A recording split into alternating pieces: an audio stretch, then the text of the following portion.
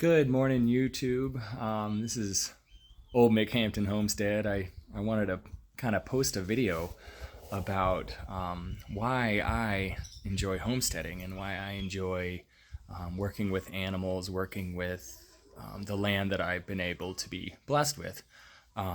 Again, I have only about 1.3 acres here, and I definitely have a small scale attitude when it comes to homesteading. I mean, I don't want to have hundreds of acres that I have to manage because I do work 9 to 5. So I did want to kind of answer that question. Why do I enjoy homesteading?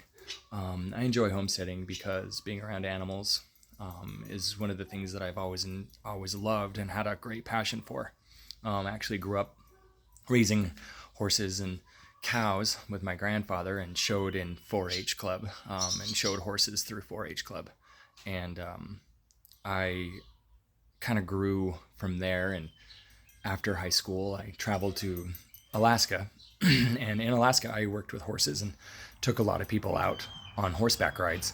I then decided to try my hand at blacksmithing and horseshoeing, so I was a farrier for quite a few years and shoed horses for a living, and found out that is a very difficult thing to do as far as your physical strength and physical body. It's very hard on you, so I decided to get out of the horse shoeing, and I took care of horses for many years and raised them and bred them and had a lot of fun doing that. My wife and I both did that for quite a few years, and then we kind of fell out of homesteading and livestock for quite a few years as we had started having children.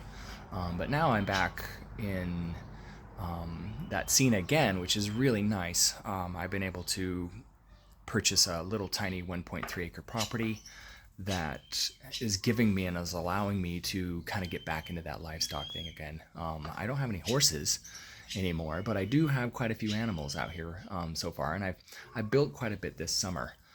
This summer I've been able to add quite a few things. My first set of critters back on the homestead was 4 Nigerian dwarfs that I had a brother-in-law that had a friend who had a neighbor who ended up giving us these little goats because he had too many in his pasture. So he decided, hey, you want some goats? And I was like, oh, I don't know. Goats I know can be pretty mischievous and a difficult little critter to start out with. But I ended up grabbing 4, and at first they were just going to give me some bucklings, and I was like, oh, I don't know, because there's not much use for a little buckling. So we went there and I talked him into giving us 2 doelings. So there is potential to have some milk goats. But again, they are kind of a challenge to start out with. Then we decided just to get some chickens. We just went to the feed store, got 16 little chickens to raise from chicks. We had them in our basement in a little brooder, and we raised them up. And now they're actually out. I was able to build quite a few little buildings for them this summer, which is kind of nice. I got a little chicken coop that holds them nicely. They do free range quite a bit, so I let them kind of wander out on the yard. Now, if you're a chicken person and you let your chickens kind of wander around, they can be kind of challenging as far as where you don't want them. They tend to come up on my porch and poop all over my porch, and that definitely is frustrating. But I'm willing to give them the free range opportunities, and next year I'll probably build them some chicken tunnels. Speaking of, there's one right there, and you can kind of see they like to wander around on my porch. But this is kind of just a quick shot of the little homestead that I have. These hummingbirds have been coming in quite a few days, and they're just beautiful little hummingbirds. But yeah, these little chickens are barred rocks. And you can kind of see this is my neighbor's place. It is again, we're zoned residential, but we also have a piece of our property that's zoned agricultural, which is really nice. I've been able to do kind of a double goat hutch situation where at night I am able to bring them into a goat hutch.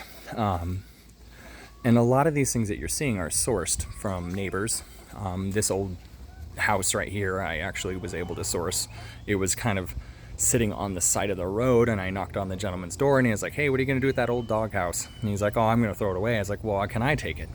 So I did, and I took it, and I actually reskinned it with some cedar, and it's actually a good little goat house. So this is kind of just their little goat hutch that they spend the night in. All the feeders that you see I've been able to make out of old wood. You know, this temporary shelter right here out of old tin, this old fence section. And I've been able to, goats are, as you all know, if you're a goat person, love to climb on things. So I've been able just to kind of throw together a little goat jungle gym back here for them. But they do spend the night here. And then in the day, they go out in the pasture that I have. I have a half-acre pasture that I'm still trying to get to recover. It was, when we got here, pretty much all weeds, not a lot of forage crops that I've been able to utilize for the goats, but I've been able to, over the last 2 years, get it down to where at least there is some forage crops. I have mostly orchard grass and fescue out there, so the goats do okay. They're browsing animals, so the high grass is kind of nice for them. They really like the high grass. And I know down low, grazing goats isn't the most ideal because they can get worms very easily by grazing. So having really high grass and, you know, brambles, things like that in a goat pasture is probably the best way to go. Obviously, this is not the most ideal situation for goats, but I'm doing my very best to keep as close an eye as on their worm load as possible, and keeping my worming schedule up to date. So yeah, I just want to kind of show you the goats for now. This little shelter right here is actually handmade out of old pallet wood, so kind of cool. And it didn't take too long. There's about 4 or 5 pallets. I bought some paint for it and put the roof on it out of old wood. And it's nice because during the rainstorms and such, the goats like to run in there, and they have at least a shelter out in their little paddock. Eventually, I'm going to split the paddock in half and rotate the animals, kind of permaculture style. They will eventually be out here, and then I'll precede them with pigs, so they can kind of root up the soil. And then after the ruminants come in, I will then put the chickens in to scratch in the manure and kind of rotate animals that way, so I can end up planting and keeping the forage crops back here at least somewhat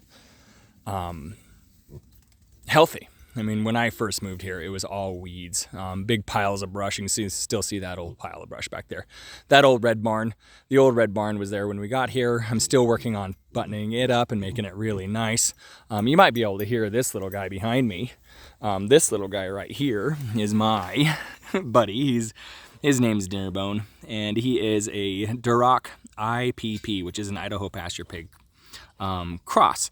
And I was able to get him this summer. He's got a sister over here. I got a little gilt over here. And they are my summer project. My son next year would like to show pigs, so I thought might as well get some pigs and put them in the freezer if I'm gonna have pigs this year, and then next year I'll be able to sell them. But same thing with that little shelter right there. It's a neat little shelter. Same thing, pallets, just old pallets and old wood, trimmed it out. And the chicken coop is pallets, but I did put 4x4s down in the ground and really made it a little more solid, a little more permanent of a structure. And it did cost me a little bit more, but nice little spot. This is kind of the agricultural side of the property that I have. I do have quite an extensive garden that I was able to put in this year. I'll kind of walk down this fence line here. We can talk a little bit about fences later. I mean, I'm just going to be posting YouTube videos just for fun. I don't know what'll happen, just throw it out there in the world. But I do have pig panels here I was able to put in. And you can see kind of my garden space. The corn's coming up, which is nice. It's, August 6th now, and still kind of trying to get in a lot of the winter crops that I would like to do this next year. But anyway, I really, really, really enjoy this whole idea of homesteading and being independent, self-sufficient, being able to know where my food comes from, know what kind of food I'm feeding my family. So I really, really think that homesteading is one of those lifestyles that a lot of people don't really get to enjoy because we've kind of disconnected ourselves from the land that we live on and the food that we eat.